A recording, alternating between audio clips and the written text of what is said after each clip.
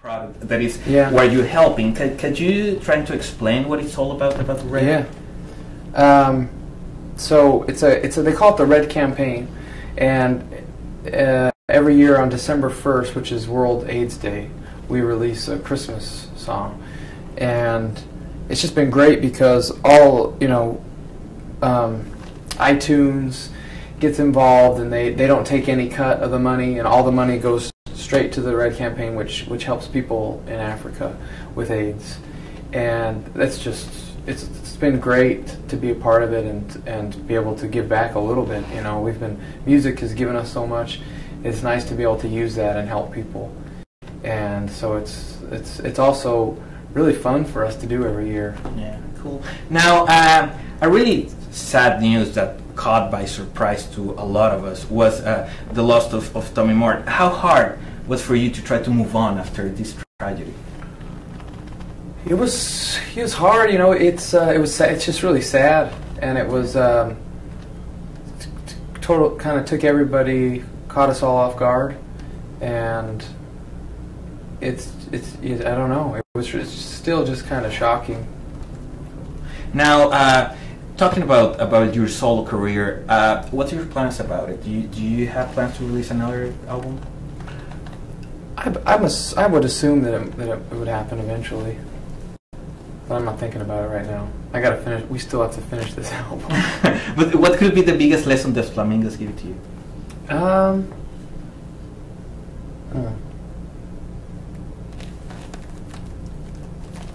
don't know. I don't know exactly what I learned from doing Flamingo. I loved it. I think I learned that whether or not I'm in the Killers, I feel like I belong on stage doing something. Cool. Now, a great character that has been in your career at some points is Tim Burton. The Bones video. You just did a song for the Dark Shadows movie. How was your experience in your relationship with Tim Burton? It's great. He's an intimidating person. When you're thinking about meeting him, for the first time. But once we met him, all that stuff just crumbled away. He's very personable and very down to earth and sweet, and it's just been it's what an honor it was for him to do a music video for us, and then to think of us for these things, we gave the song for Dark Shadows, and it's just one of the perks, I guess, of this whole experience. And now we see him sometimes in London, and he's like the coolest guy. And at some point, would you like to do a score for a movie? Maybe. It's not on the agenda right now. No, I guess so. but I wouldn't say never. Yeah, that would be interesting, right? Yeah. Now, talking about the pleasure that you have, that probably not many people in the world have, that it's knowing the whole world.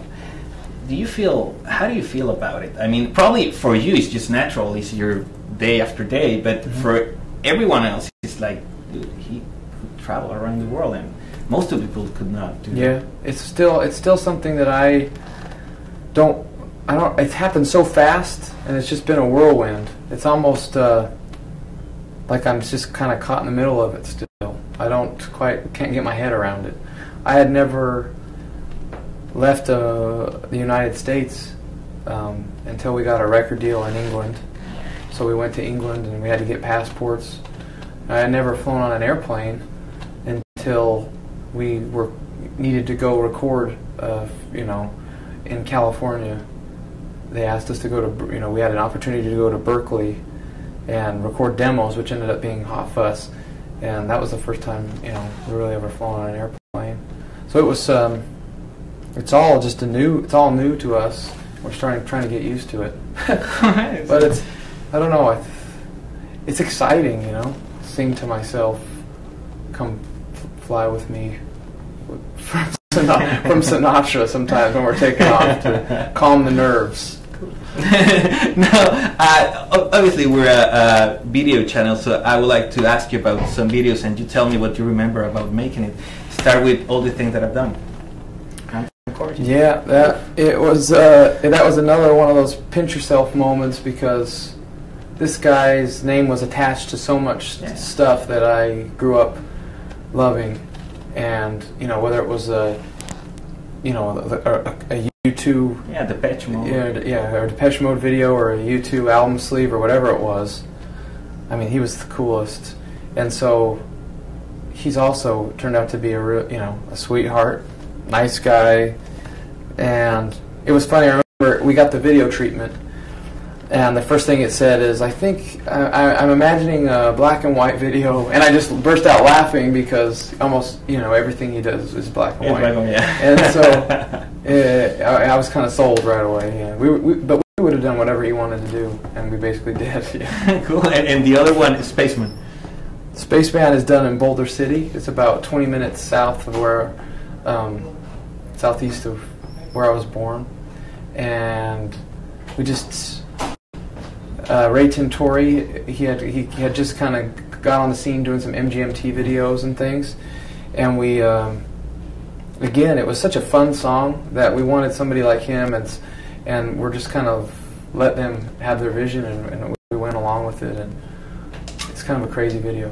Yeah, I know. And now, how much changed the way of you play a song when you are doing a rehearsal, when you just start playing with the whole crowd?